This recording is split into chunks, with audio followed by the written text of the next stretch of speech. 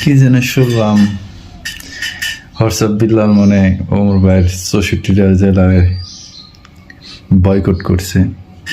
ও কিরকম মানবতা হয়েছে যে মানুষের উল্লেখ করে কথা বলে। আর ও কি হওয়া পড়ছে যে বাংলাদেশের 64 জেলায় মনে করে বয়কট করার হুমকি দেয়। আরে ভাই, আমাদের রাজবাড়িতে ওমর ভাইয়ের জন্য সবসময় আসার অনুমতি আছে। তুই কর কিরা, আমি তো বুঝলাম না তুই কোন জায়গার কোন ছাপড়ি। তুই ওমর ভাই নিয়ে এইসব কথা কওয়া ঠিক না। আর আমি তো ছোটখাটো একটা মানুষ, তাই আমি এই কথাটা বললাম। তুমি যদি ভাই আমার ভিডিওটা যদি পাও, আমি মেন উদ্দেশ্য হলো আমি বিল্লালকে নিয়ে বলতেছি। হোয়াটসঅ্যাপ বিল্লাল, তুমি অতি তাড়াতাড়ি ভালো হয়ে যাও, বুঝতে পারছো?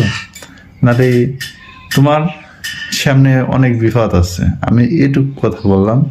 আর তুমি রাজবাড়ির কথা বললা, আমাদের রাজবাড়িতে সবসময় ওমর ভাইয়ের জন্য আসার অনুমতি আছে। ওমর ভাই আসতে পারবে রাজবাড়িতে। আর তুমি তা হোয়াটসঅ্যাপ বিল্লালকে আমি আরেকটা মেসেজ দিতে চাই, সেটা হলো আমাদের রাজবাড়িতে কেস কিবির ভাই আছে, আরো অন্য অন্য ইউটিউবাররা আছে, ফেসবুকাররা আছে। আমি অত দূর যাইতে চাই না।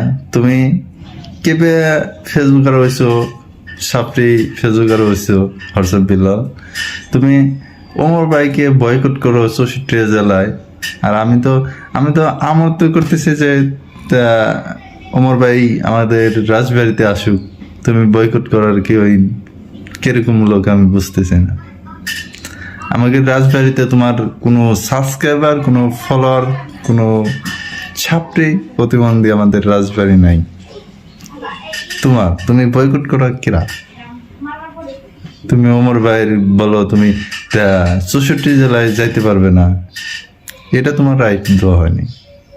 তুমি ফেসবুকে কন্টেন্ট বানাও, এটা ভালো। তুমি মানুষজনের সাহায্য করো, এটা ভালো। তুমি একজনের নামে তুমি চোরের অপমান দিবে, এটা করলে ঠিক না, বুঝতে পারছো?